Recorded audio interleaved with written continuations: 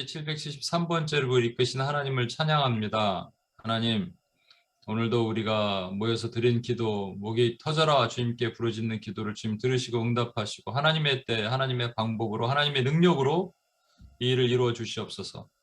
하나님 혼자 다 하실 수 있지만 부족한 저희와 함께 동역하기로 작정하시고 저희 기도를 사용하신 하나님을 찬양합니다. 하나님, 오늘 특별히 또 부족한 종이 다시 멀리 이곳으로 와서 공간은 멀리 떨어져 있지만 시간도 다르지만 하나님 시공을 추월하신 하나님께서 성령 안에서 역사하셔서 오늘 특별히 하나님 각 사람에게 성령의 능력을 부으시고 하나님 들어야 될 것을 듣게 하시고 깨달아야 될 것을 깨닫고 알 수 있도록, 그래서 기도할 수 있도록 우리에게 힘을 허락해 주옵소서. 우리 구원하신 예수님의 이름으로 기도합니다. 아멘. 우리 자리에서 일어나셔서 전후 좌우에 계신 분들에게 다가가셔서 당신 때문에 열방의 복을 받습니다. 이렇게 한번 인사해 주십시오.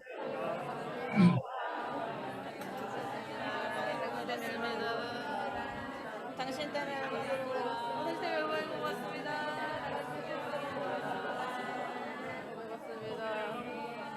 당신 때문에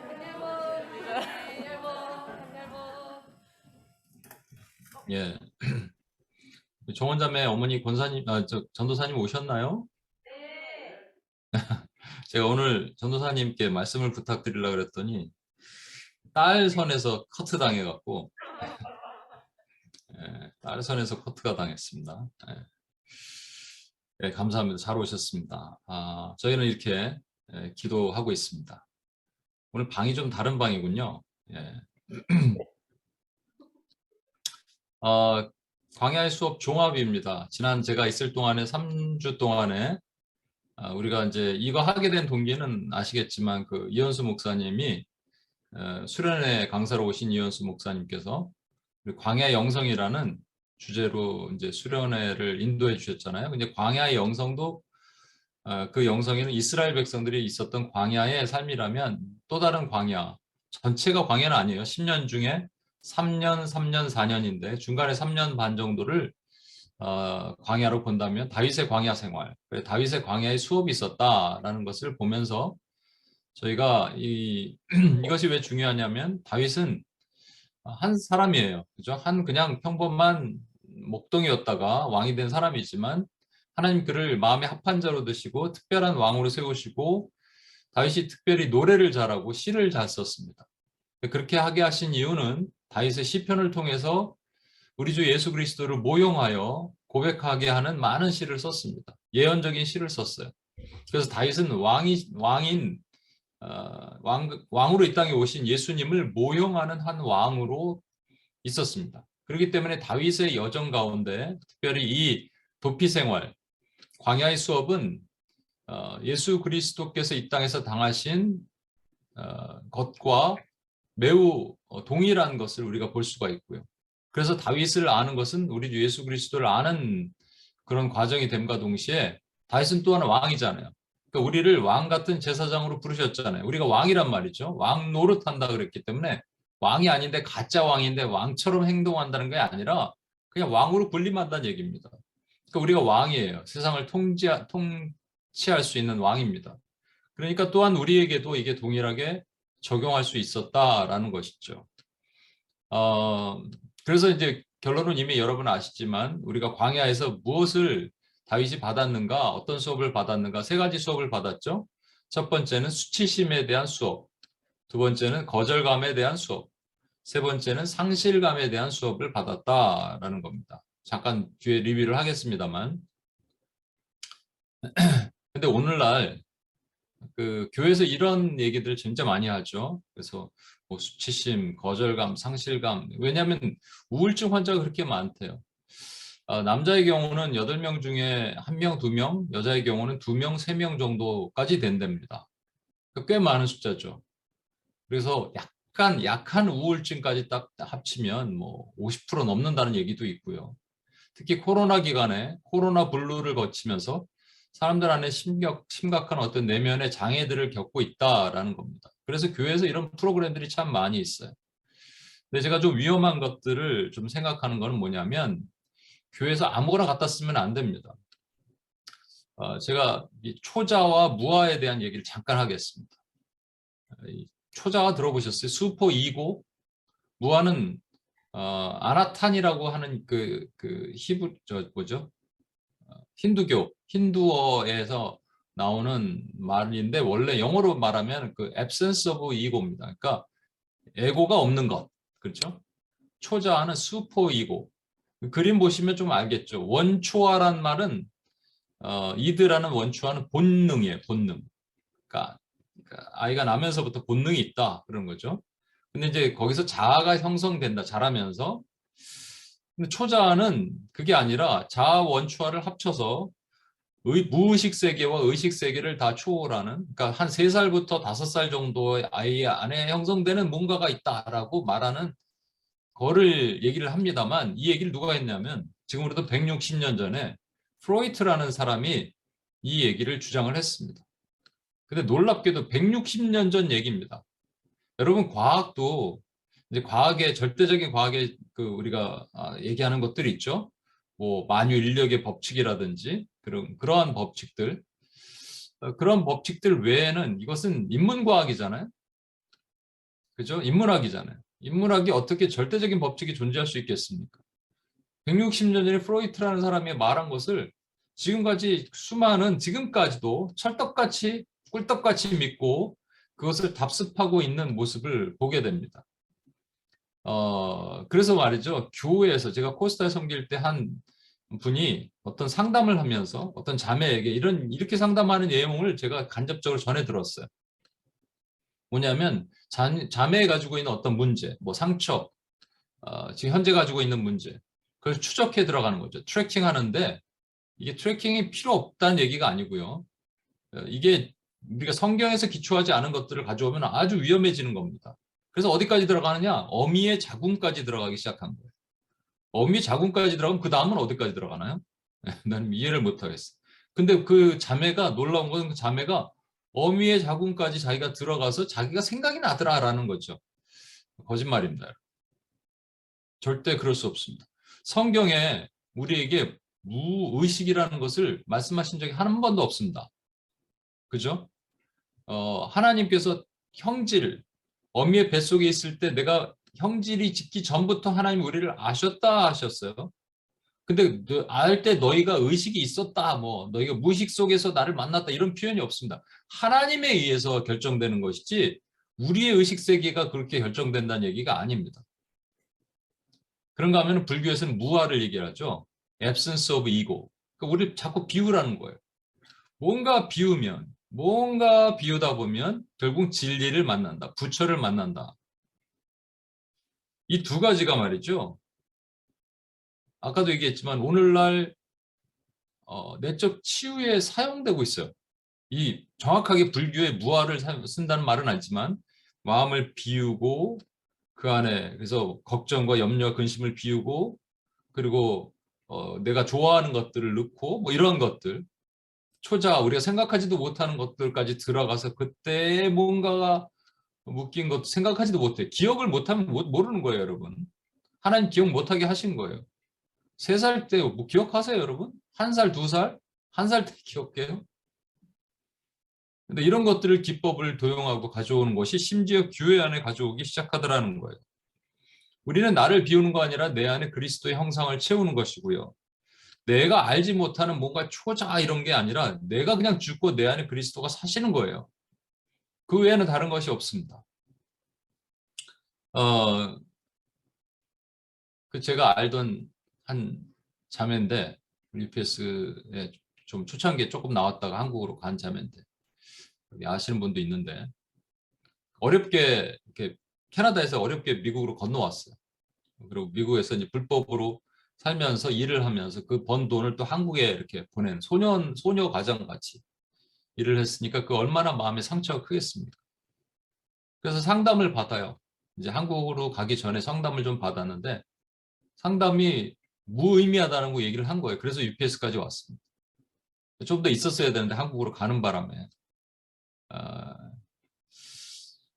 그래서 뭐가 얘기하냐면 흙탕물을 가라앉아 있는 흙탕물을 숟가락으로 확 저으면 스터러로 이렇게 저으면 이렇게 소용돌이처럼 올라가잖아요. 그 옛날 기억들을 그렇게 막 휘저었더라는 거예요. 그리고 답이 없어. 물론 모든 그 지금 내적 치유나 이런 것들을 얘기를 하는 거 아니고요. 이 세상적인 기법을 얘기를 하는 겁니다. 그분은 뭐 기독교 상담을 받았는데도 불구하고. 그래서 자꾸 그렇게 되새길 때마다 안에 쓴 것이 올라오고 해결되지 못한 자아의 문제가 자꾸 생성이 된다라는 것이었어요. 그때 우리가 이제 음, 그때 한참 우리 기도하던 때인데 중보기도 우리 내 몸 안에 있는 영역 이너벨만 해서는 안 된다는 것을 그때 깨닫고 아우로벨을 하다가 한국 갔는데 여러분 이너벨을 내면 전쟁만 해서는 안 됩니다. 흙탕물을 막 올려갖고 훅 올라갔다가 쑥 가라앉는 걸로 끝나요. 그러니까 뭐를 해야 되냐면 외면 전쟁이 필요한데 오늘 우리가 외면 전쟁을 했지만 나와 너무 동떨어진 외면 전쟁을 할 때도 있잖아요. 너무 피 한 방울 섞이지 않는 미전도 종족, 너무 모르는 사람들. 근데 이제 사실은 이 접점이 분명히 있을 겁니다. 그 접점, 그러니까 내가 내면에 있는 나의 상태와 너무나도 비슷하고 흡사한 누군가 사람들, 그 나라들, 그 국가들. 예를 들어서 우크라이나는 상실감이 있겠죠. 지금 전쟁으로 폐해로 인해서 너무나 어려움을 겪을 겁니다. 그런데 내 지금 내면이 아니면 지금 현재의 모습이나 아니면 내가 치유됐던 지금의 모습이 우크라이나와 너무 비슷해. 그럼 우크라이나가 한 인격체로 보면서 우리가 기도할 수 있게 되는 것이죠. 그걸 뭐라 그러냐면 집합 인격체라고 얘기합니다. Corporate Personality. 이스라엘 백성들은 그들이 광야에서 하나님을 원망하고 그 다음에 시험하고 우상을 세웠어요. 그런데 원망, 시험, 우상하는 것이 몇 명만 이렇게 했을까요? 보편적으로 대부분 했습니다. 그랬더니 보편적으로 대부분 했던 그들 안에 비슷한 인격체가 형성되더라. 퍼스널리티가 한 명이 아니라 여러 명이 한 집합으로 형성되더라라는 겁니다. 그걸 오늘 얘기를 하고 그것까지 기도를 할 건데요. 그래서 그것까지 가야 돼요, 여러분. 3주 동안에 우리가 우리 내면의 어떤 뭐 이너벨을 했습니다만 이너벨도 너무 약하게 했어요. 오늘도 그 민영순 간사님이 기도하다가 이제 같이 기도하겠습니다 하는 기도하는데 한 가지가 싹 제 귀에 들렸는데 사개오가 접니다 이런 고백이 제 귀에 들렸어요. 이 마이크로 싹 들어오니까 여러분 그래서 이너벨은 어디까지 가야 되냐면 지금은 제가 아웃라인만 쫙 돌거든요. 그래서 성경의 인물 하나하나 보면서 이 사람이 어떤 것이었을까? 이 사람 에는 뭐가 있을까를 보는 거거든요. 그거는 이제 안 할 겁니다. UPS에서는. UPS에서는 하는데 6월 24일 날 이너벨을 할 거예요. 그때 오시면 그때 하나하나 구체적으로 보겠습니다. 근데 여기 지금 목요일 날 예배 때는 할 수가 없어요. 우리가 이거 하려고 모인 것은 아니니까. 집합 인격체라는 것을 볼까요? 한국이라는 한 사회를 보겠습니다. 한국 사람들은 여기 카이 형제도 있는데 한국 사람 얘기해서 좀 그렇지만 한이 많아요. 맨날 쥐 터졌어. 병자호란 때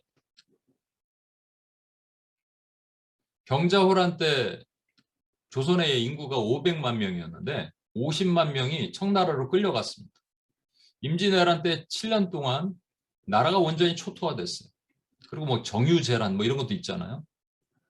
그러고 나서 일제강점기 때 36년간 나라를 빼앗겼어요. 상실감, 수치심, 거절감 이런 게 얼마나 많겠습니까? 그리고 남북이 또 싸워. 그러니까 북한과 서로 거절감이겠죠. 나라가 초토화됐어요. 상실감.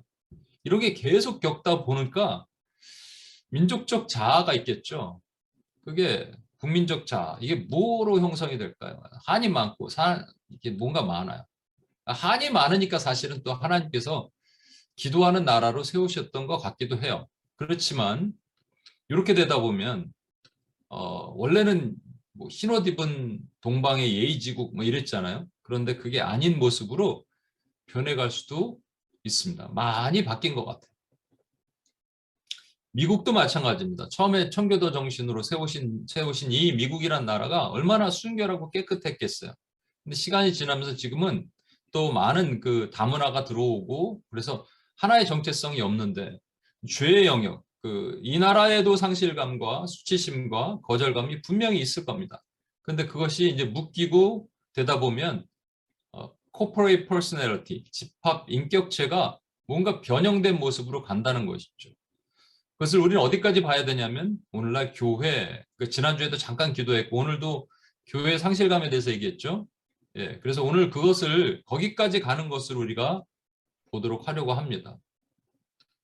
호세아 1장 2절에 보면 이런 말씀이 있습니다. 여호와께서 비로소 이 호세아로 말씀하시니라. 여호와께서 호세아에게 이르시되 너는 가서 음란한 아내를 취하여 음란한 자식들을 낳아라. 이 나라가 여호와를 떠나 크게 행음하니라. 이게 사실은 하나님의 행위 계시, act revelation이라고 얘기하는데 행위 계시를 많은 선지자에게 하게 하셨는데 이 호세아는 참 이게 마음이 좀 어려울 것 같아요. 가서 음란한 여인, 창녀예요. 창녀를 아내로 얻으라라는 거예요. 그러니까 주변의 사람들이 얼마나 수군덕거렸겠습니까? 얼마나 수치심을 느꼈겠어요. 근데 이 아내가 말이죠. 호세아가 마음에 안 들어. 그리고 맨날 가출을 합니다. 바람이 나서 나가요. 거절감을 느끼겠죠? 그럼 나가서 또 데려와야 돼요. 그 자리가 비어 있죠? 비어 있는 자리를 또 채워야 됩니다. 그 아내를 데리고 와야 됩니다. 그 가지러 가는 과정이 너무나 힘들고 또 돈도 내야 됩니다. 그렇죠? 상실감. 이 세 가지를 동시에 경험하게 하는 이 사실은요. 성경 전체가 하나님의 마음을 알고자 하는데 하나님 이런 그 선지자들의 이것을 통해서 하나님의 마음을 깨닫도록 하는 모든 프로세스가 농축되어 있는 것이에요. 성경은요. 다윗의 리뷰를 다시 한번 하겠습니다. 빠르게. 이 여정에서 첫 번째 우리가 간 곳이 노비죠. 죄송합니다. 이게 또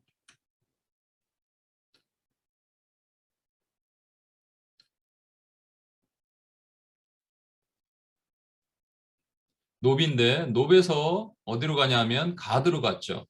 노비라는 것은 예배 장소인데 예배에서 결국은 우리가 계속 두려움이 오고 어려움이 오고 그러면 세상으로 나갑니다. 세상으로 보내신 거예요. 하나님께서. 세상에서 거기서 그 침지질 흘리다가 수치심을 느끼고 아둘람 굴에 들어갔을 때 하나님께서 어떻게 뽑아내셨냐면 그에게 사람을 보내시죠. 원통한 자, 빚진 자, 환난당한 자. 환난당한 자, 빚진 자, 원통한 자를 보내시는데 실제 환난당한 자, 빚진 자, 그러니까 환난당하고 빚지고 원통한 마음을 가진 사람은 다윗입니다. 다윗. 그러니까 다윗이 누구를 케어할 만한 상황이 아닌 거예요. 그런데 하나님께서 쓰시는 방법, 하나님께서 이것을 수치심을 고치시는 방법은 나는 이거 할 만한 상황이 아니, 나는 너무 부끄러워 내 자신이. 그럼에도 불구하고 하나님께서 우리를 사용하시는 방법은 내가 하나님 보시기에는 괜찮다라는 거예요. 너는 네 스스로를 너무 폄하하지 말라는 것이죠. 그래서 하나님께서 우리에게 제자를 주시고 또는 내가 다가가서 고칠 사람들, 다가가서 치유할 영혼들을 보게 하시는 겁니다. 여러분 잘 보십시오. 저도 마찬가지예요. 제가 UPS에서 이렇게 사역을 해서 만나는 분들도 다 지금까지 이렇게 계속 말씀드리잖아요. 또 여러분들 중에서 어떤 분은 예를 들어서 내 주변에 나와 비슷한 상황의 사람들이 계속 온다라는 그런 얘기들 많이 하거든요. 보니까 나와 비슷한 것 같아. 뭐 가정이 힘든 사람들, 아니면 어렸을 때 자랐던 뭐가 힘들었던 사람들. 그럼 누가 제일 잘 알겠습니까? 그것을. 내가 잘 알죠. 내가 제일 잘하니까 그것을 얘기해 줄 수 있거든요. 예수님이 십자가에서 모든 시험을 다 죄가 없으셨지만 시험을 당하신 이유가 뭐냐면 잘 아시니까. 그래서 우리가 할 말이 있거든요. 우리에게 하실 말씀이 있거든요. 주님이 나의 상황을 아세요? 그러면 나 알아. 그렇게 하면 할 말이 없는 거 아니겠어요? 아둘람굴에서 그런데 하나님께서 어디로 보내시냐면 헤레스풀이라는 유다 땅으로 보내시죠. 이제 두 번째 여정을 위해서 3년 반의 여정. 그일라라는 요새라는 곳에서 저기 사해라는 죽음의 바다로 보내십니다. 그 여정 가운데 십광야, 마온광야, 엔게디 광야 이 또 내려가서 바란 광야에서 다시 십광야로 돌아가는 이 여정에서 뭐가 있었다고요? 배신감, 거절감. 가는 곳마다 사람들이 배신하고 사울에게 일러요. 그러니까 계속 도피할 수밖에 없는 그 거절감. 그 거절감을 어떻게 극복하느냐? 이번에는 하나님께서 용서라는 것을 알려주세요. 사랑이라는 것을 알려주세요. 용서를 통해서 사울을 두 번 용서함을 통해서 다윗으로 하여금 이 거절감을 이길 수 있게 하십니다. 그 거절감을 이길 수 있는 힘은 뭐냐? 용서입니다. 용서.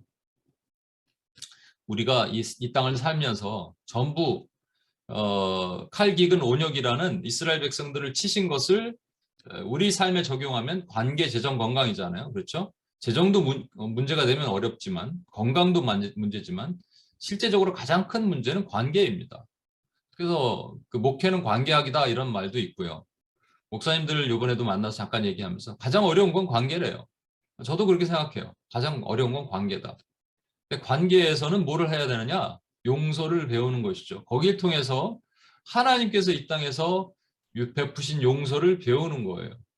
그렇게 해서 용서를 계속 배우고 살면 십광야에서 살면 될 텐데 하나님의 뜻은 그게 아니었죠. 다시 세상으로 들어가라. 가드로 가라.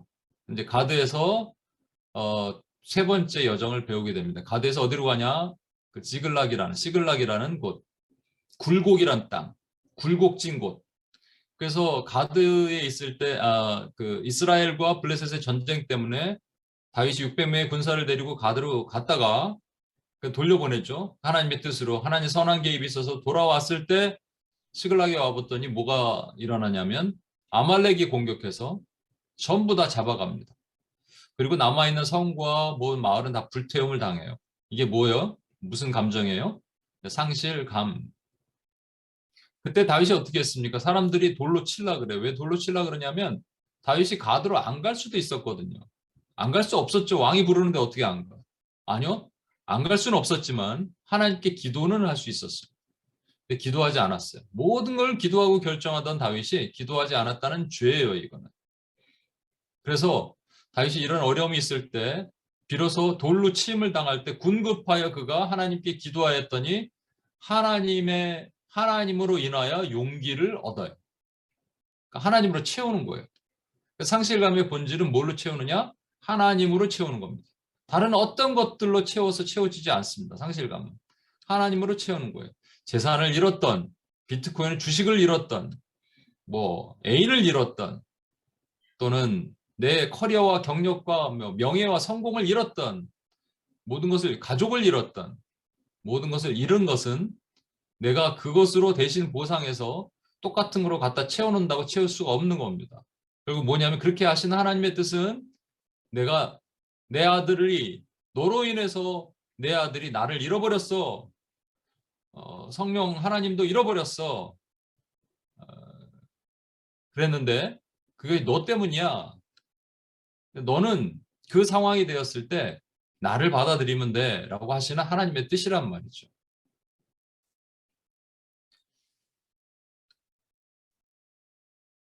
제가 이 얘기를 하면서 사르밧 과부 얘기를 계속합니다. 여러분 한 번만 더 얘기할게요. 사르밧 과부를 엘리야가 가죠. 엘리야는 또한 예수 그리스도를 모형함과 동시에 저와 여러분입니다.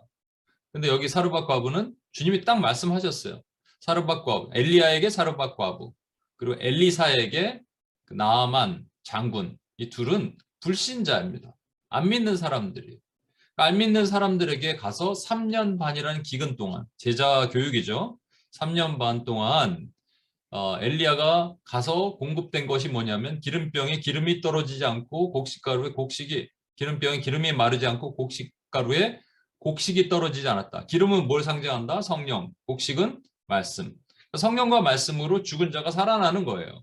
이제 불신자가 신자가 되는 겁니다. 하나님의 자녀가 되는 겁니다. 그럼 끝나야 되는데 하나님의 뜻은 그게 아닌 것을 우리에게 보여주시죠. 사르밧 과부에게 한 아들이 있는데 그 아들이 죽습니다. 죽었을 때 사르밧 과부가 엘리야를 원망합니다. 그러고 나서 내 아들이 왜 당신이 와서 내 아들을 죽게 하고 내 죄가 생각나게 합니까? 이 죄가 생각나게 합니까가 매우 중요하다고 말씀드렸습니다. 그랬을 때 엘리야가 하나님께 또 간청을 하죠. 그리고 그 아이를 자기의 다락방으로 데리고 올라갑니다. 그리고 그 위에 엎드려 3번 엎드려서 얼굴과 얼굴을 마주하고 손과 손을 마주하고 그러니까 아이가 점자 그 체온이 돌아오면서 아이가 살아납니다. 그때 여인이 이렇게 얘기합니다. 이거 같이 읽어볼까요? 여인이 엘리야에게 시작. 여인이 엘리야에게 이르되 내가 이제야 당신은 하나님의 사람이시요 당신의 입에 있는 여호와의 말씀이 진실한 줄 아노라 하니라. 아멘. 카이 형제 영어로 한번 읽어주실래요?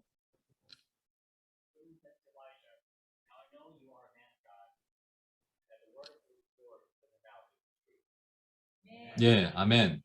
여러분 잘 보시면 이상한 거 아니에요? 아니 곡식 가루에 곡식이 떨어지지 않고 기름에 기름이 마르지 않았어요. 그래서 3년 반 동안 잘 먹고 살았습니다. 기적이죠. 초자연적 기적 아니에요? 생각해 보세요. 이렇게 기름을 다 썼어. 이렇게. 다 떨어졌어. 참기름병이 기름을 다 썼어. 그랬는데 딱 내리니까 또 기름이 꽉 찼어요. 와, 분명히 곡식이 이렇게 다 떨어졌거든요. 그래서 마지막 곡식을 딱 펐더니 다시 보니까 곡식이 꽉 찼어요. 곡식가루가. 엄청난 거죠. 엄청난 기적을 봤음에도 불구하고 이 여인이 뭐라고 말하느냐면 내가 이제야 당신은 하나님의 사람인 줄 알겠다는 거예요. 그리고 당신이 입에 있는 하나님의 말씀을 진실한 줄 알겠다는 겁니다. 그럼 그 전까지 안 믿었다는 얘기입니다, 여러분. 이게 매우 중요하거든요. 이 사르밧갑은 누구라고요? 불신자에서 신자가 된 사람. 그리고 사르밧갑은 교회, 저와 여러분을 얘기를 합니다. 저와 여러분 안에 혹시 성령께서 오셔서 성령의 충만함을 주시고 말씀을 주셔서 그것으로 살아나요. 근데 문제는 뭐냐면 말씀을 못 믿어. 여러분 성경을 딱 피면서 그 말씀대로 와, 내가 믿습니다. 뭐 이렇게 매일매일 사나요? 고개를 이렇게 흔들지 않아요? 뱀소리 내면서? 이게 우리 아니겠어요? 말씀은 말씀인데 이건 나에게 적용이 잘 안 돼. 그거는 베드로 얘기지, 무리를 걸은 거는. 홍해를 가른 거는 모세 얘기지, 내 얘기는 아니지. 그래서 이 심각한 문제가 발생합니다. 그 전까지 뭐 때문에 이렇게 된 거예요? 분명히 들어왔다니까요. 분명히 곡식이 있고 분명히 기름이 있었다니까요. 저와 여러분의 성령이 계시고요. 저와 여러분이 말씀이 있었어요. 말씀이 홍수 시대 살고 있잖아요. 그렇죠? 그럼에도 불구하고 그것이 내 심령에 혼과 골수와를 찔러 쪼개는 그런 역사가 없었다는 이유는 뭐냐면 이 사르밧 과부처럼 뭔가 죄의 묶임이 있었다라는 거예요. 뭔가 죄의 묶임이 있었다. 그런데 이제 그것을 트랙을 하긴 해야 돼요. 그렇죠? 할 수 있으면 하는 게 좋습니다. 근데 잘 모른다고 얘기했죠. 전 초등학교 3학년도 기억이 안 나요. 2학년 더 기억 안 나요. 가끔 한두 개 기억나요. 그런데 그것을 이렇게 하나님 거적대기를 덮어 열어주시면 그때 기억이 좀 나더라고요. 프로이트처럼 그러면 우리는 초자 거기까지 들어가야 될까요? 아니면 그 어떤 목사님처럼 어미의 자궁까지 들어가야 될까요? 기억을 하려고? 아니요. 하나님이 기억 못하게 하시면 못하게 하신 이유가 있는 겁니다. 물론 그것이 상처의 어떤 근원과 연결될 수 있지만 그래서 자꾸 분석을 하잖아요. 그러니까 한국에 보면 무슨 오은영 무슨 박사님 이분이 나와서 딱 보면 그런 거예요. 그리드가 있는 거죠. X축의 3번과 Y축의 7번에 해당되는구나, 요 케이스는. 그래서 그냥 정답을 본인이 내리는 건데 그건 어떤 명답이 될 수는 있을지 모르지만 정답은 절대 아닙니다. 왜냐하면 얼마나 다양성이 있는데 하나님 다양한 방법으로 사람을 다루시는데 우리가 숨겨놓은 것들을 어떻게 다 알 수 있겠어요? 그러면 우리는 도리어 이렇게 생각을 할 수 있어요. 뭐냐면 하나님이 우리에게 하신 말씀이 있거든요. 그렇죠? 분명히 말씀하셨다니까요. 3년 반 동안 이 여인이 그 곡식 다 먹고 살았다니까요. 말씀하셨던 내용을 우리가 도리어 덮어놓을 수 있어요. 우리가 덮어놓지는 않겠죠. 사단이 덮어놓겠죠. 마치 아브라함이 판 우물을 이삭이 다시 팔라 그랬더니 블레셋 사람들이 다 덮어놨어요. 이삭의 우물이 있는데 첫 번째 그 아브라함의 우물을 다시 팔라 그럽니다. 여러분 아브라함의 우물을 다시 파는 게 중요한 거예요. 흙으로 다 덮어놨어요.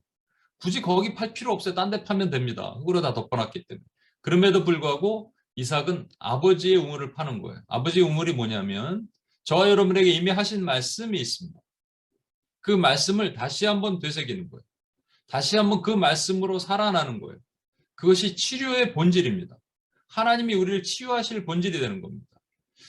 첫 번째 우물을 팠더니 에색이라 그래서 다툼이란 말인데 다툼이 일어났어요. 여러분 처음에 이제 그 우리의 묵혀놨던 말씀들을 다시 거적대기를 덮어놓고 그 말씀대로 살라 그러면 쉽지가 않습니다. 내면의 다툼이 일어나고 뭔가 스트러글이 일어날 겁니다. 거기서 포기하면 안 됩니다. 두 번째 우물을 파죠. 이것을 신나라고 얘기하고요. 대적이라는 말입니다. 원수가 와서 계속 싸우게 합니다. 못 파게 말하죠. 하이소프라노로 얘기합니다. 이거 하지 마, 안 돼. 이렇게 소리를 얘기를 하겠죠. 그때 거기서 포기하면 안 되고 그 다음에 우물을 파면 그 다음에 르호봇, 넓음이란 뜻의 마침내 우리가 우물을 얻게 되는 겁니다. 한 예를 들까요? 저와 여러분 안에 수치심이 있습니까? 수치심이 있으면 수치심을 주었던 언제 과거의 그 상처를 기억하는 것도 중요한 프로세스 중에 하나지만 그걸로는 해결이 안 돼요. 뭐냐면 그것 말고 그것도 있지만 그것은 다 기억 못하니까 우리가 기억할 수 있는 건 뭐냐면 하나님이 나에게 하셨던 말씀을 기억하는 거예요. 그 아브라함의 우물을 다시 파는 거예요. 그 아브라함의 우물이 뭐냐면 그 중에 하나가 너는 보배롭고 존귀한 자야 라는 거예요. 나는 보배롭고 존귀하지 않게 보이는데 하나님은 나를 보배롭고 존귀하다고 말씀하신 거예요. 그럼 보배롭고 존귀한 자죠. 아까 말한 것처럼 이 그 자매가 말한 것처럼 흙탕물을 이렇게 입고 막 계속 뒤집어 놓고 뒤집어 까고 그것만 한다고 해결되는 것이 아닙니다. 여러분 수치심이라는 것을 다시 한번 잠깐 보면 뭐 한번 조금만 빨리 리뷰를 해볼게요. 수치심은 내가 뭔가로 나의 실수로든 아니면 남에 의해서든 나의 실수든 뭐로 인해서 내가 받은 그런 어떤 상처인데 여기 혼동하는 것이 죄책감과 수치심을 혼돈하는 경우들이 있습니다. 예를 들어서 여러분이 거짓말하다가 들켰어요. 얼마나 창피해요, 그죠? 근데 죄책감은 뭐냐면 내가 거짓말 그 행동을 내 거짓말이라는 내 행동을 한 것은 잘못이다. 이것이 죄책감입니다. 근데 수치심은 뭐냐면 거짓말할 정도로 못난 내가 잘못되었다입니다. 다시 내가 거짓말을 할 수밖에 없는 그 내가 못났다 이런 말이에요. 그러니까 그 수치심은 결국 나에 대한 내용이죠. 그 수치심은 열등감이랑도 연결된다고 말씀드렸잖아요. 그때마다 이 근원을 들어가 보면 원수가 말을 합니다. 수치심이라는 이 어떤 거기서 원수의 소리가 들리는 거예요. 너는 자격 없어, 너는 못해, 너는 못났어, 너는 능력 없어, 너는 부족해 등등. 그래서 수치심은 자기 존재를 인정하지 못하는 겁니다. 존재가 싫은 거예요. 여러분 행동이 싫은 게 아니고요. 행동의 실패가 싫은 게 아니고 존재가 싫은 겁니다. 존재가 부족한 거예요. 근데 이건 하나님의 뜻이 아니죠. 하나님은 너를 보배롭고 존귀하게 이사야 43장에 있는 말씀처럼 보배롭고 존귀하게 여기신데요. 나로 인하여 기쁨을 이기지 못하신다. 스바나 3장 17절처럼 기쁨을 이기지 못하신데요. 와, exceedingly rejoice 하시는 하나님께서 나를 joy하시는 기뻐하시는 거죠. 근데 이게 안 되면 우리는 어떻게 하냐면 소유가 나의 존재다라고 생각하기 시작하는 마귀의 속임에 속아나서 끊임없이 뭔가로 치장해서 나를 바꾸면 내가 괜찮아지겠지, 괜찮은 존재가 되겠지 생각한다는 것이죠.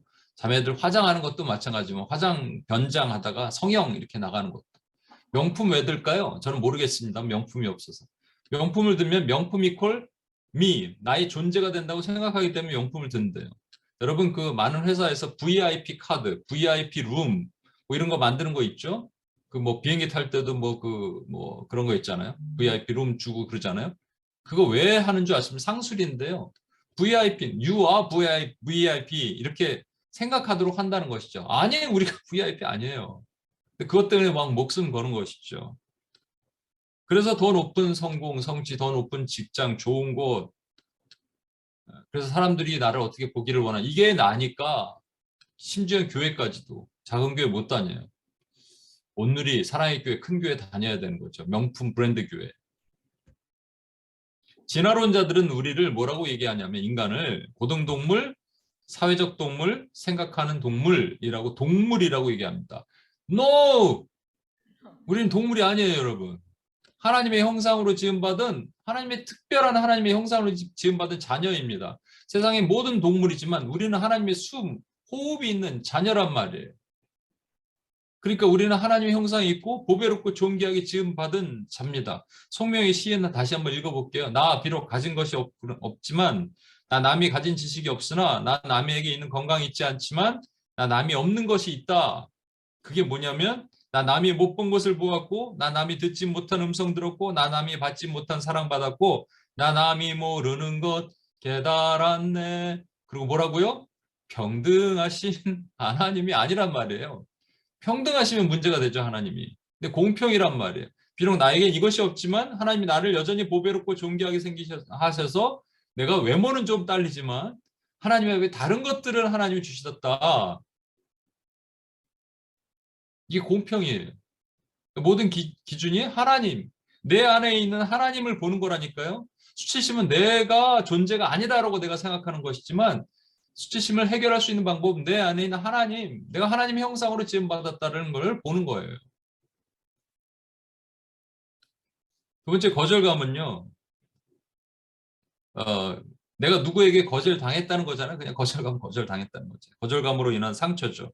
뭐 여러분 잘 봤지만 뭐 그 전에 제가 보여드렸죠. 거절감 두 가지가 있다. 뭐 자살하거나 타살하거나 결국 궁극적으로 자살하는 사람 히키코모리처럼 남과 얘기를 안 하거나 타살하는 사람 자꾸 창으로 막 찌르고 뾰족하고 난폭하고 분노가 많고 거절하는 사람 자꾸 자기 연민과 이렇게 묶여갖고 저 아까 자살하는 사람은 이렇게 된다라는 거 여러분 이제 들어서 아시겠지만 실제적으로 여러분 실제적으로 잘 보세요. 한 예를 들게요. 제가 만약에 우리 성현자매한테 선물을 하나 줬어요.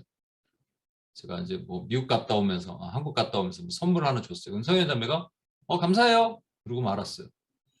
나 너무 속상해. 너무 감사합니다. 이렇게 하기를 기대했거든요. 근데 감사해요. 이렇게 말은 거죠.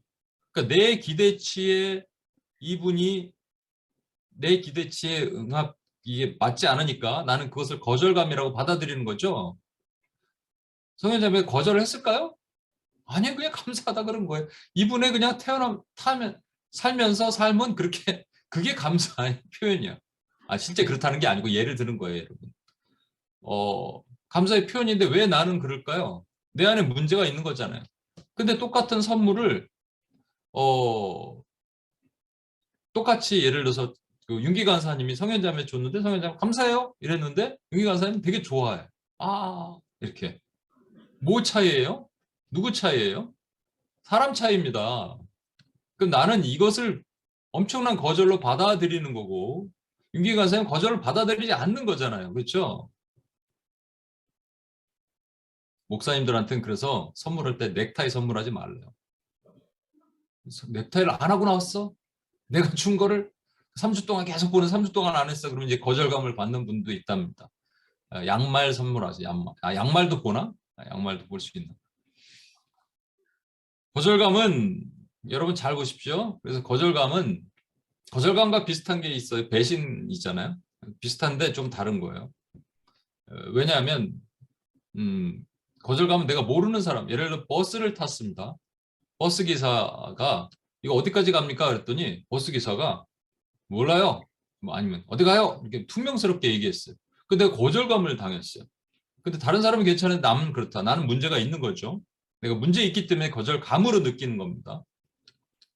근데 이 버스 기사를 계속 생각할까요, 내가? 와, 버스 기사한테 당한 이걸 이렇게 할까요? 아니, 조금 시간이 지나면 망각하고 없어질 거예요.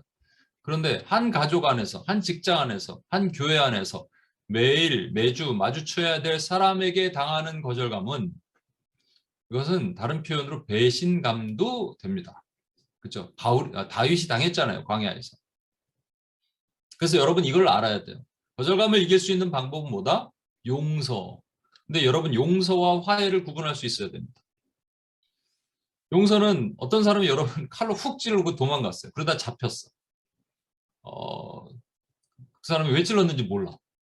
근데 이제 감옥에 갇혀 있어갖고 그 사람에게 갑니다. 매주 가요. 그래서 당신을 용서합니다. 그리고 막 화해를 시도를 해요. 그럴 필요가 있을까? 뭐 한 번쯤은 그럴 필요가 있을지 몰라도 아니면 우리가 뭐 기도하면서 그럴 필요가 있을지 몰라도 화해는 아닙니다. 그건. 화해는 내가 계속적으로 지속적으로 교류하고 교제해야 되는 과정 가운데 있는 사람을 화해라고 얘기하지 용서를 넘어선 것이 화해예요. 주님이 이 땅에 용서자로 오신 게 아니라 화해자로 오신 거예요. 그렇죠?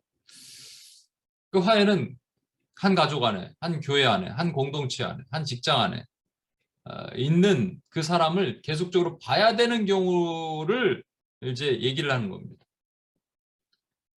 다윗은요, 형제가 8명이잖아요. 근데 사무엘이 와서 기름을 부으러 왔을 때 아버지 이새가 7명의 형제만 데리고 오고 다윗을 아예 데려오지도 않았어요. 다윗은 아들로 치지도 않은 거예요. 그러니까 너 목동이니까 뭐 양이나 치고 있어라 이렇게 얘기한 것이죠.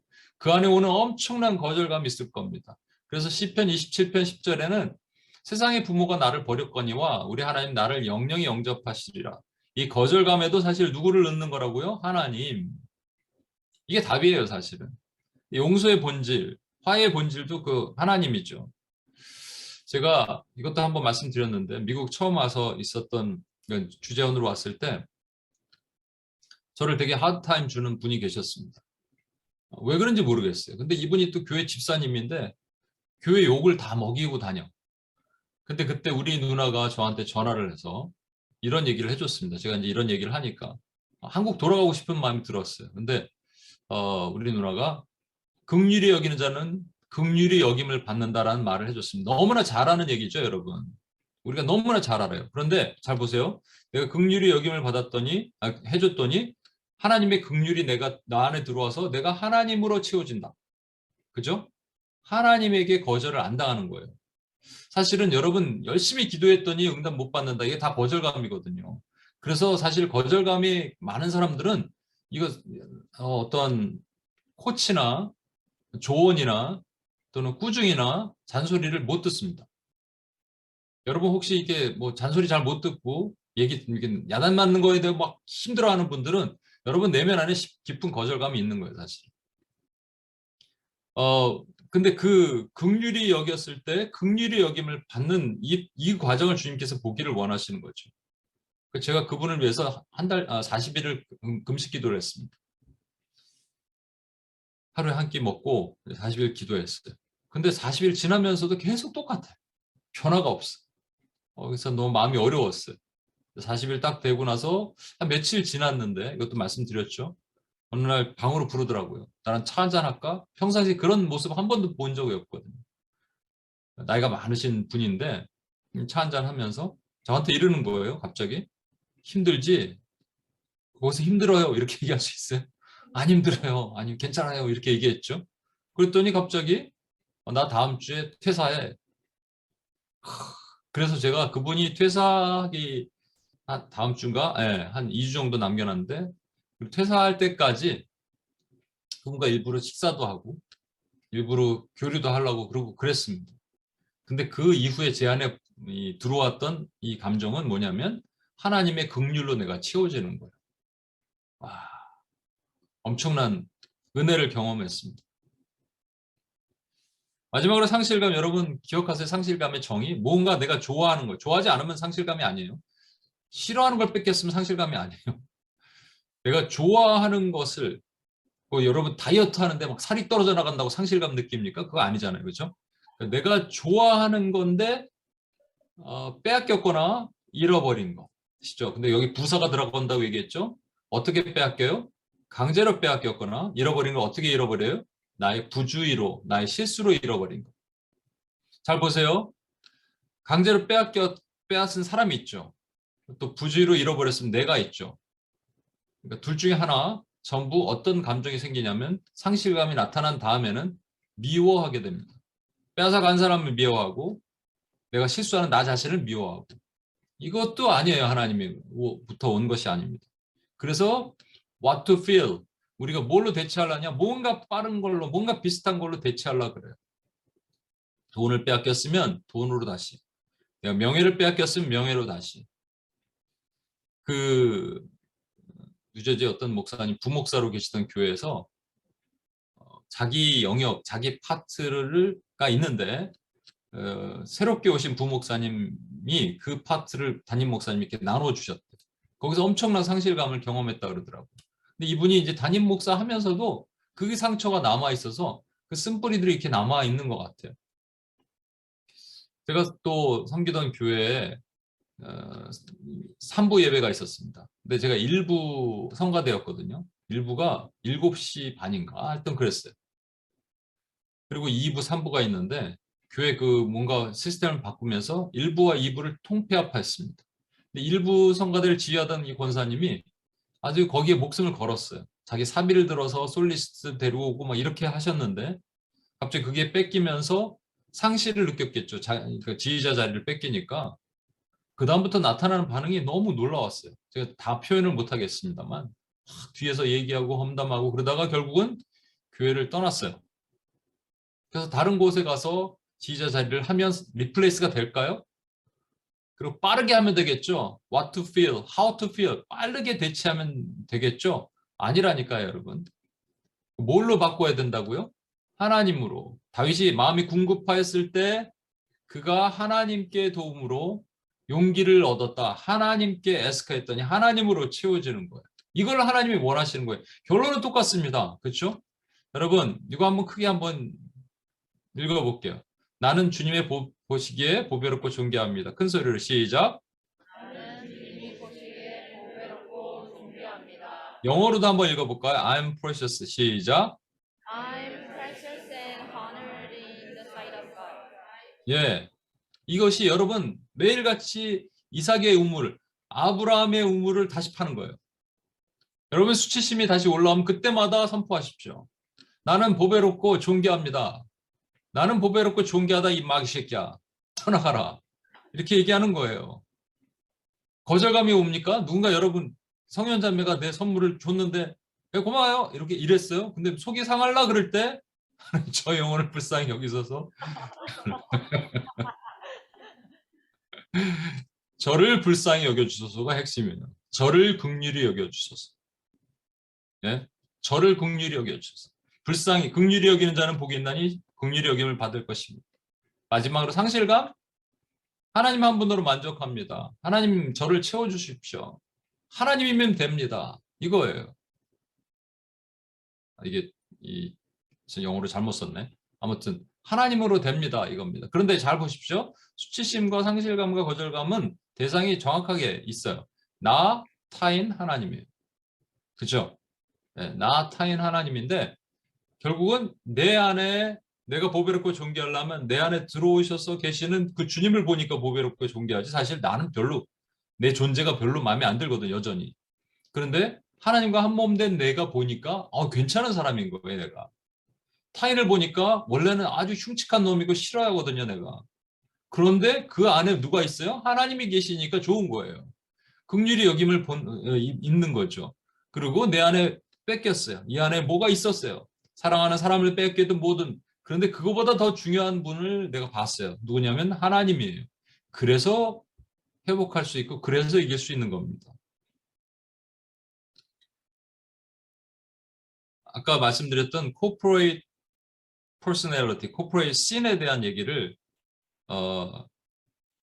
하면서 이 기도를 하고자 합니다.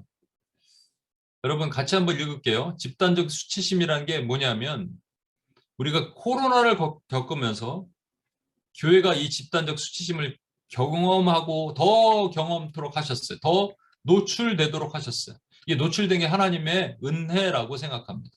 깨닫는 거예요. 여러분 오늘도 아까 시작할 때 뭐가 안 됐잖아요. 줌 볼륨을 낮춰서 줌 스피커 볼륨을 낮춰서 안 돼요. 알잖아요. 이 아는 게 중요한 겁니다. 그럼 다음에는 안 하거든요. 코로나라는 2년 동안의 시간을 겪게 하시면서 교회가 집단, corporate personality 안에서 집단 수치심을 경험합니다. 뭐냐면 코로나 이후에 이제 학교 아이들이 진짜 말씀드렸잖아요. 초등학교 아이들은 한국에는 미국은 조금 많지만 또 우리 에녹이처럼 크리스천 스쿨 다니는 애들은 좀 괜찮을지 모르겠는데 이제 마찬가지가 될 거예요. 왜냐하면은 이제 그 미국 뉴저지의 공립학교 이런 데는 엄마들이 한 10% 정도 자녀들을 이미 빼고 있대요. 그래서 그 크리스찬 스쿨에 어플라이를 하려고 했는데 웨이팅 리스트에 쭉 걸려 있고 당장 홈스쿨을 못 하는 거예요. 왜냐하면 아이들에게 초등학교 2학년 때부터 아이들에게 그거를 너의 그 젠더의 정체성을 네가 결정하라 이런 걸 지금 하고 있다라는 거예요. 그러니까 뭐 어머니들 크리스찬 엄마들이 난리가 난 거죠. 근데 점점 시간이 지나면서 어떻게 되겠어요? 뭐 어쩔 수 없지 이렇게 되겠죠. 타협하고 그렇게 가겠죠. 그러면서 자녀들은 크리스찬 정체성을 세상에다가 드러내는 것을 수치스러워하는 단계까지 가게 될 수가 있습니다.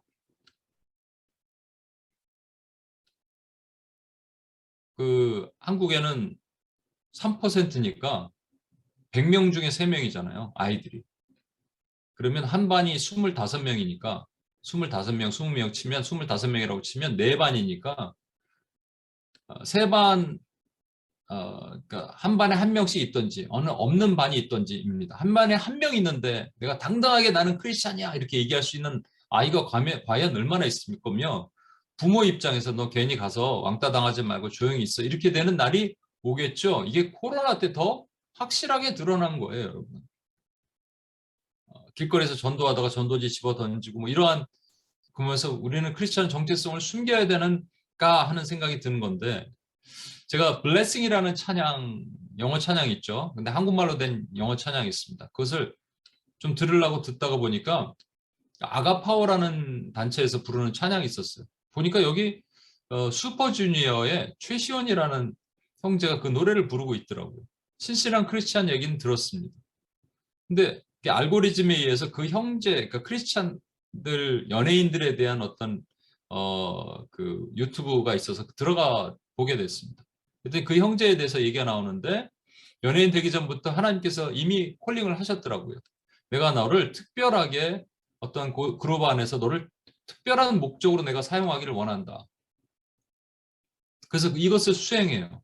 근데 어떻게 하냐면 이제 그 유튜브에서 나왔는 내용이기 때문에 제가 프로그램은 보지 못했는데 어떤 프로그램에 이 형제가 가서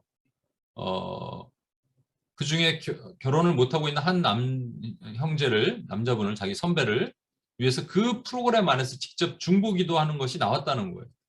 여러분 두 가지 위험성이 있습니다. 일단 연예인이고 분명히 그런 중보기도가 나오면 이제 커트 될 거 아니에요. 그리고 괜히 그로 인해서 또 어려움을 겪게 되고 출연도 못하게 되고 심지어는 만약에 나왔다면 팬들이 아닌 그 안티 크리스찬들에는 엄청 공격을 받을 수 있고 여러 가지 당할 수 있는데도 불구하고 그렇게 했다는 겁니다. 이게 앞으로 교회가 해야 될 일을 하나님께서 우리에게 말씀하시는 거예요. 이 말씀 한번 읽어볼게요. 마가복음 8장 38절 누구든지 시작. 누구든지 음란하고 죄 많은 세대에서 나와 내 말을 부끄러워하면 인자도 아버지의 영광으로 거룩한 천사들과 함께 올 때에 그 사람을 부끄러워하리라. 아멘. 아멘. 우리 영어로 한번 해볼까요? If anyone is ashamed, 시작. If anyone is ashamed of me and my word in this adulterous and sinful generation, the Son of Man will be ashamed of him when he comes in his Father's glory with the holy angels. 아멘. 아멘. 두 번째는 집단 거절감. corporate sense of rejection을 이미 우리가 경험하고 있죠. 그래서 아까도 말한 것처럼 전도지 하나 줘도 집어 던지는 세상이 됐고 코로나를 거치면서 교회는 이미 공공의 이익을 무시한 반사회적 집단으로 왕따를 당하고 그렇게 매스컴과 미디어와 모든 것들이 우리를 공격하고 있어요. 차별금지법 같은 이슈가 주목되면서 사회적 약자를 외면하는 사랑 없는 집단이 되어버려 갑니다. 그럼 우리는 어떻게 할 것인가? 근데 주님이 말씀하세요. 뭐라고? 이건 당연한 거야 라고 하셔요. 세상이 너희를 미워하느니라. 근데 세상은 두려워하지 마라. 내가 세상을 이기었노라. 그러니까 세상이 너희를 미워해도 걱정하지 마. 대신 너희는 세상을 끝까지 용서하고 사랑해야 돼. 요한복음 15장 19절 읽겠습니다. 너희가 시작.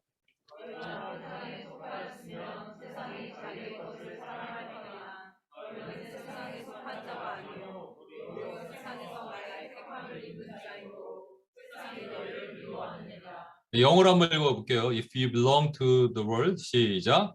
If you belong to the world, it would love you as it is. You do not belong to the world, but I have chosen you out of the world. That is why the world hates you. 예, that is why the world hates you. 세상이 왜 너희를 미워하는 줄 아니? 이거예요. 예, 그러니까 여러분 거절감 당하는 거에 대해서 우리가 불편할 필요 없어요. 당연하구나 라는 거예요.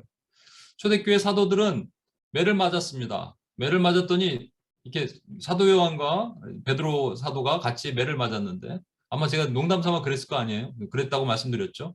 형님 몇 대 맞으셨어요? 나 40대. 아깝다. 난 30대 맞았는데. 이랬다니까요. 매 맞은 것을 기뻐하였다고 돼 있습니다, 여러분. 우리는 집단 거절감이 아니라 이 안에 하나님의 그 대신에 어떻게 하라고요? 우리를 거절한 세상을 긍휼히 여겨 주옵소서. 저들이 하는 것을 알지 못하나이다라고 기도할 수 있어야 됩니다. 마지막으로 집단 상실감. 코로나의 시대 집단 상실감을 경험했죠. 대표적으로 예배가 닫히는 것. 충격적이었는데 충격이 은혜의 선물이 된다고 제가 말씀을 드렸습니다. 그런데 제가 엊그저께인가 3일 전에 소그룹 온라인 세미나에 제가 참여해서 들었는데요. 이 시대는 이제 온라인을 피해갈 수 없다 이렇게 얘기를 하는 거예요. 받아들여야 된다. 아까 이 설명을 못 드렸네. 여러분 상실감이 증폭되면 상실감은 내가 원하는 것을 다시 채워넣지 못하면 인간은 포기합니다. 포기하면 무기력하게 돼요. 그래서 이 프로세스가 분명히 있어요. 여러분 지금 교회들 가운데 이런 것들이 일어나기 시작했어. 어쩔 수 없어. 그러니까 우리가 포기하고 그냥 온라인 받아들여. 온라인을 우리가 하잖아요. 저도 온라인으로 나오잖아요. 이걸 하지 말라는 게 아니고요. 이건 어쩔 수 없어가 아니고요. 모이기를 피하는 어떤 사람이 습관과 같이 하면 안 되는 거예요. 근데 교회가 포기를 해버리면 안 됩니다. 이게 마귀가 딱 원하는 거거든요. 우리는 목숨 걸고 예배를 사수해야 됩니다. 또 이 시대에 많은 교회가 문을 닫았습니다. 제가 오늘도 이렇게 기독교 신문 기사를 보는데 오늘도 그렇게 기도했죠. 제가 알고 있기는 뉴욕에도 뭐 수많은 교회가 문을 닫았고 지금 한국에서도 작은 교회들은 견디지 못합니다, 여러분. 코로나를 거치면서 일단은 닫아야 돼요. 닫고 다시 열더라도 다시 열 수 있을까요? 그 상실감이 얼마나 크겠습니까? 그런데 그때 이렇게 생각하는 겁니다. 뭐냐면 하나님, 내가 비록 이런 것들을 빼앗겨도 우리가 예배를 빼앗기고 모든 걸 하도 이것이 우리 죄로 인해서 생긴 문제라 하더라도 예수님만 계시면 그 어디나 하늘나라입니다. 나는 괜찮습니다. 라는 것이 우리가 가지면 되는 거예요. 집단 상실감에서 교회는 이길 수 있고 승리할 수 있습니다. 너희가 갇힌 자를 같이 한번 읽어보겠습니다. 시작.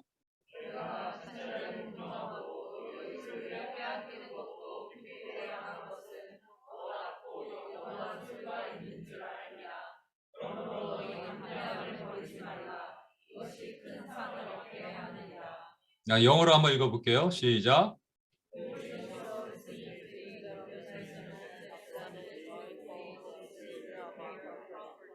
Knowing that you have yourselves a better possession and a lasting one.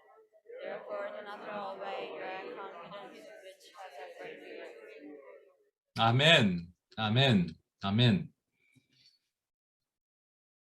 세상과 충돌하라는 쓴 A.W. 토저 얘기를 잠깐 하고 기도하겠습니다. 과거에 세상은 교회를 따랐던 적이 있었습니다. 교회가 주도권을 쥐고 앞장 나갔지만 세상을 나갔으며 세상이 교회를 따랐습니다. 하지만 지금은 전혀 반대입니다. 지금은 교회가 무릎을 꿇고 세상을 흉내내고 있습니다. 옛날에는 혈색 좋은 교회는 어린 양의 신부였지만 지금은 쪼글쪼글한 늙은 여자입니다. 지금의 교회는 세상의 거리로 나가 사람들에게 동전 한 입 구걸하기 위해 손을 내밀고 있습니다. 한때는 교회가 세상에서 은과 금 내게 였거니와 내게 있는 걸 내게 주노니 나사렛 예수의 이름으로 일어나 걸으라 할 때가 있었는데 오늘날 어쩌습니까? 오늘날 교회는 세상에서 제발 우리를 이상한 사람으로 취급하지 마세요. 우리는 예수님을 안 믿는다는 것 외에는 여러분과 모든 것이 같습니다. 라고 말하는 시대가 됐다. 이것을 혼혈 기독교, Mixed Christianity라고 합니다. 십자가의 기독교는 세상과 비율을 맞추려고 아첨하지 않습니다. 과거의 교회는 세상의 비율을 맞추려고 애쓰지 않고 오히려 십자가를 지고 하나님 우리가 여기 있나이다 라고 우리를 도우소서라고 했습니다. 우리 같이 한번 오늘 제가 듣기로는 저게 안 된다고 얘기를 했는데 그냥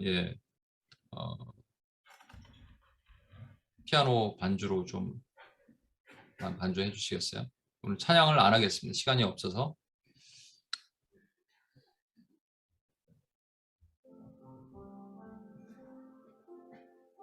우리 이 시간 같이 한번 기도하겠습니다.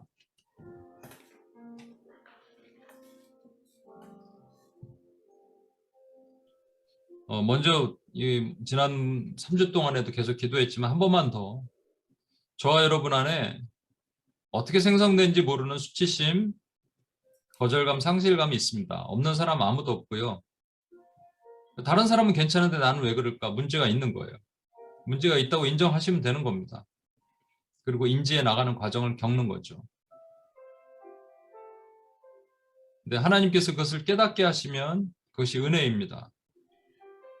그리고 그 여인이 얘기했잖아요. 이제야 당신이 하나님의 사람인지 알았습니다. 그럼 그동안은 뭐란 얘기예요? 하나님이 우리에게 이것을 깨닫고 알게 하기 위해서 상처를 들추는 것도 방법은 방법이지만 더 놀라운 방법이 있습니다. 뭐냐면 우리에게 이미 하셨던 말씀에 우물을 다시 파는 거예요. 수치심이 있습니까? 그럼 여러분 이렇게 얘기하십시오. 난 하나님의 보배롭고 존귀한 자입니다. 거절감에 대한 묶임이 있습니까? 하나님, 긍휼히 여기는 자는 긍휼히 여김을 받으오니 저를 긍휼히 여겨 주옵소서. 뭔가 상실감이 있습니까? 저는 하나님 한 분만으로 만족합니다. 주님, 이거 진짜입니다. 라고 얘기를 하는 거예요. 그때 하나님의 능력이, 하나님의 힘이 우리와 함께 하십니다. 그 어떤 것도 예외일 수는 없지만 그 어떤 것도 치유되지 않을 거는 하나도 없습니다. 하나님이 하시면 다 가능합니다. 이 시간 우리 같이 한번 기도할 때 우리 여러분 이렇게 고백하십시오. 아까 제가 말씀드린 것대로 여러분 스스로에게 여러분의 아브라함의 우물을, 이삭의 우물을 다시 파기를 소망합니다. 이삭의 우물을 파십시오. 그래서 하나님께서 나에게 주셨던 말씀을 다시 듣는 거예요. 깨닫는 거예요. 다시 선포하는 겁니다. 그때 내 안에 묶였던 모든 족쇄가 풀어지고 하나님의 영광이 우리와 함께 하실 회복의 은혜가 일어나게 하실 것입니다. 우리 주여 한번 외치며 같이 한번 기도하겠습니다.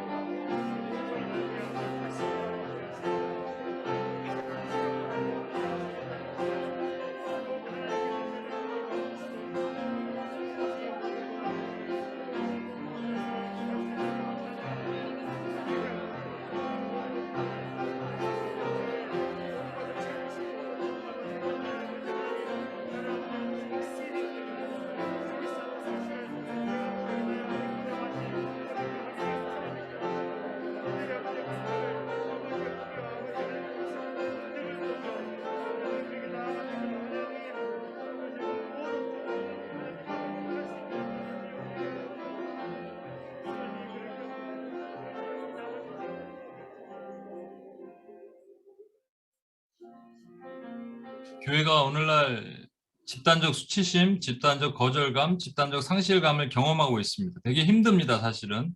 솔직히 말하면 힘든 겁니다. 그래서 교회가 생존하기 힘들어지는 고립되고 있는 상황으로 우리가 몰려 있습니다. 그런데 도리어 이것이 은혜라고 생각이 듭니다. 수치심이 있습니까? 아까 말했던 그 형제처럼 여러분 도리어 우리는 담대하게 나갈 수 있습니다. 크리스천의 정체성을 드러내는 것이죠. 나는 하나님의 보배롭고 존귀한 자인데 우리 교회는 하나님의 보배롭고 존귀한 교회인데 뭐가 문제가 되겠습니까? 세상에서 거절당하는 거 두려워하지 말래잖아요. 어차피 거절당할 것이다. 세상이 너희를 미워할 것이다. 그러면 괜찮습니다.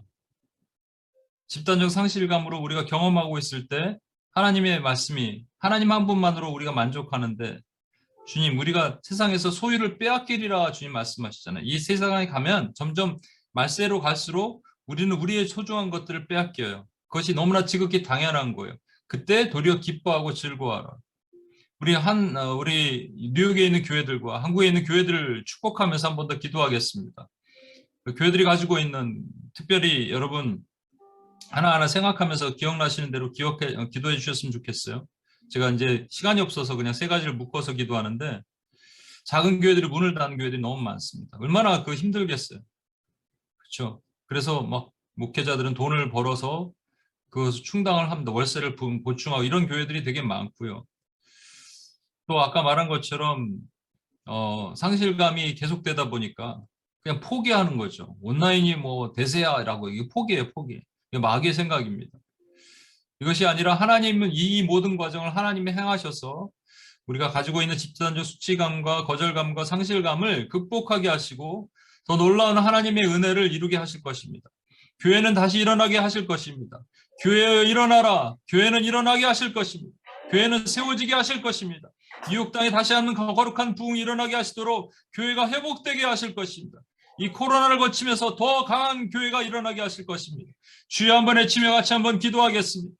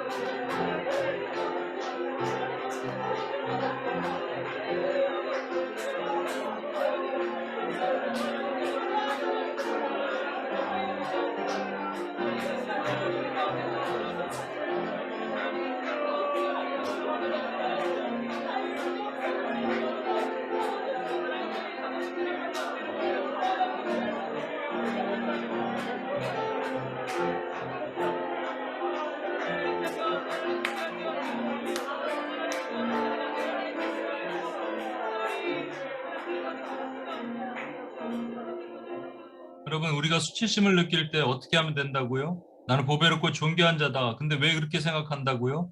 내 안에 내가 있는 것이 아니라 내가 하나님의 형상으로 지음받은 자고 내 안에 그리스도가 계시기 때문에 나는 보배롭고 존귀할 수밖에 없어요. 누군가 나를 힘들게 했던 거절을 줬던 사람을 볼 때 그 사람 안에 있는 하나님의 형상을 보면서 긍휼히 여겨 주십시오. 불쌍히 여겨 주십시오. 그로 인해서 내가 긍휼히 여김을 받기를 원합니다. 한다고 얘기했죠. 상실감은 그것이 돈이든 사랑이든 명예든 성공이든 그것이 걷어졌을 때 도리어 하나님으로 채워지는 기쁨이 있는 겁니다. 전부 답이 뭐냐면 하나님입니다. 하나님. 그렇죠.